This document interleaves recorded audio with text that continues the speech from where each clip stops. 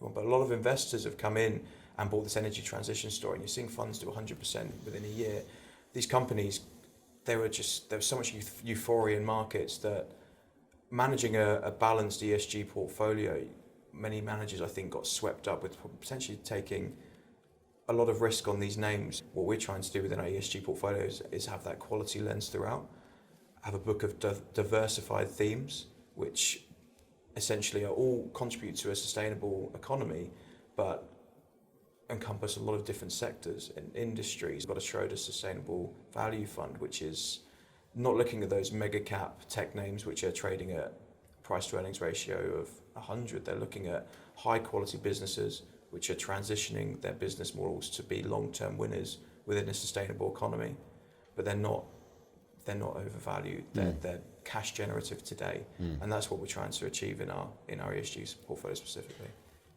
Do you think the market over the last 6 months in ESG, in terms of macro risks, do you think it's reacted the same way as mainstream markets, or do you think the ESG market has reacted differently?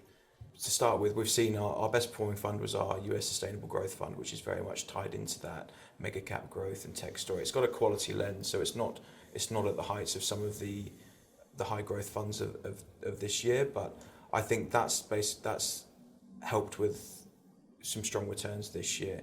I do think that the quality angle through the ESG portfolios has really helped. Within our water and waste fund, for example, their focus on quality companies, I think, has really helped to add to our performance this year.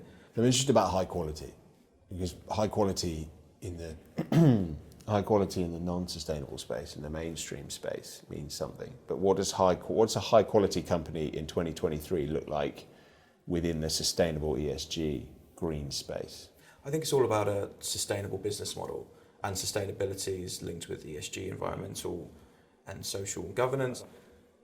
For me, a sustainable business model is one that is poised to benefit from the long term, but also is going to survive the short term fluctuations. If we head into a recession, these companies that are poised for being a huge beneficiary of the energy transition, they're going to win in the long term. They're going to be crucial to that, but also they have to get there first. If we go into recession and those companies aren't cash generative, they're bloated in terms of their workforce and things like that, they're highly leveraged, they're not going to survive. Yeah. So that comes back to the point again of marrying the long term with the short term, building a portfolio of resilient themes that is going to survive and thrive.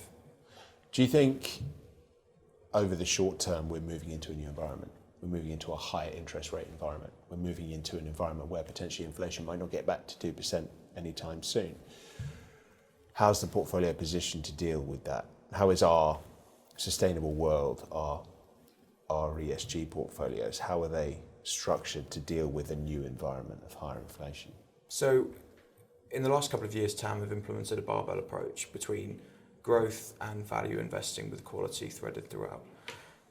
As the market has evolved, that's something that the sustainable market has evolved. We've got, I think, 6 or 7 global equity funds across different themes. We've got multi-thematic approaches, which basically they're crucial to these long-term investing approaches, because they can look at different, if they've got 7 or 8 environmental themes, they can chop and change when they think something's overvalued. They can take profits and move into something that they think is about to have a really strong few months, say if regulation is about to come out in a particular area. So we're trying to stay nimble, a dynamic approach across a lot of 6 or 7 different themes. Mm-hmm. I think we're positioned well. I've really tried to make a high quality approach. I think that we're encompassing themes such as we're looking at biodiversity, sustainable future of food, areas where there were no funds available a couple of years ago. But everyone in the sustainable space knows how strong these opportunities are going to be moving forward and how much capital needs to be allocated to them.